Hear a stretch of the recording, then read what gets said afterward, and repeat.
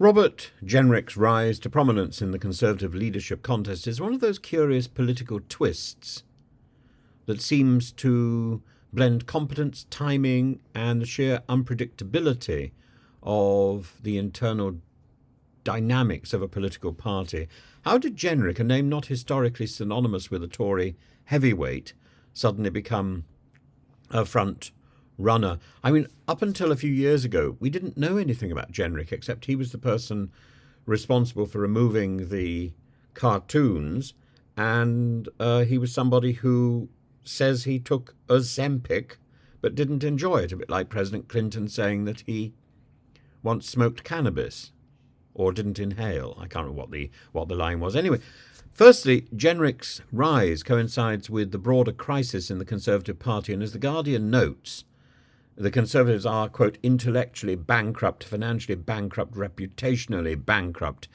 And in this leadership vacuum where the party no longer seems to care about charisma or popular appeal, pops Jenrick like a weed determined to savage the purity of the garden. A man with the most coherent message for the right, tough on immigration, serious about restoring party unity. And his resignation over the Rwanda bill adds weight to his stance, signalling to the voters who defected to Nigel Farage that he gets it.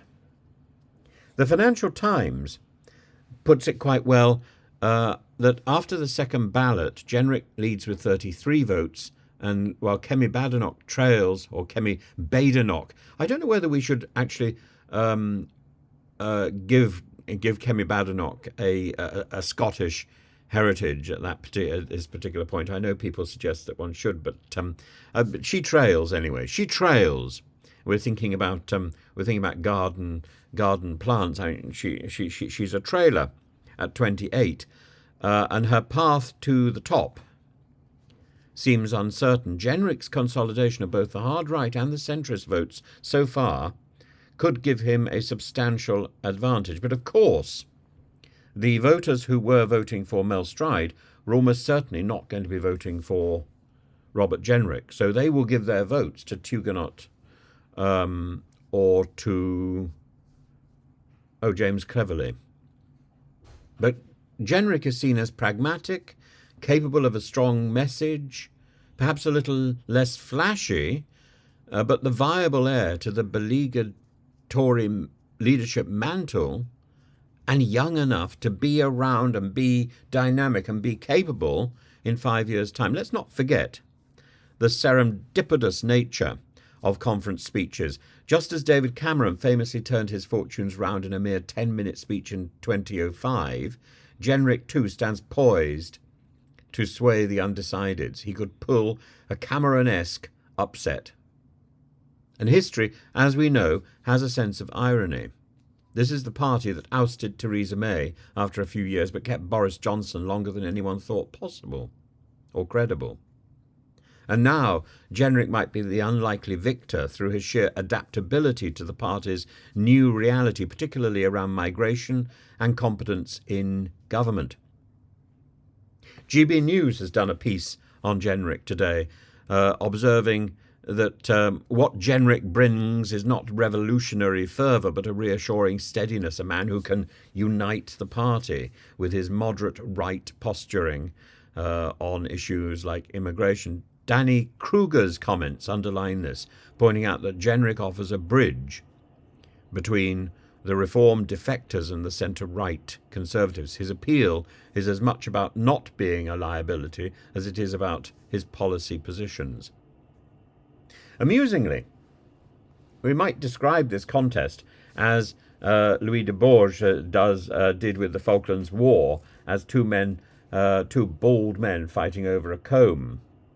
Instead, this is lots of people fighting over a toothbrush. I think that's the line which comes from The Guardian. The candidate's appeal seems more about who can hold the pieces of a fractured party together rather than who can inspire the nation. And Jenrick has so far shown an ability to gather the pieces with a level of quiet calculation that some of his competitors lack. Jenrick, in other words, is the Conservative Party Keir Starmer. dutiful, hard-working, and dull.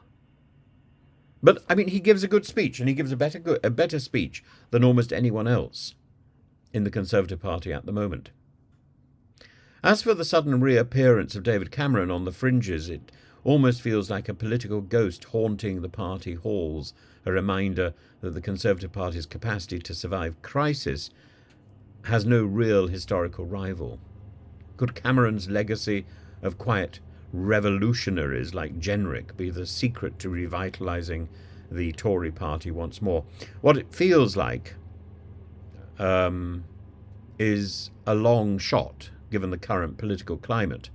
But Cameron's story is a timely reminder. In politics is often the quiet man with the solid politics, with the solid ideas, rather than the loudest voice that prevails.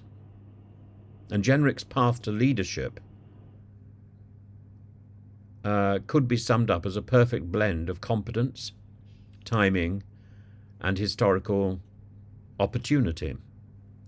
The party may be in tatters, but with a steady hand and a pragmatic approach, Jenrick might just be the person to steer this ship, battered as it is, through yet another storm. I hope he modifies his views. He's certainly shown an ability to think twice about positions he adopts.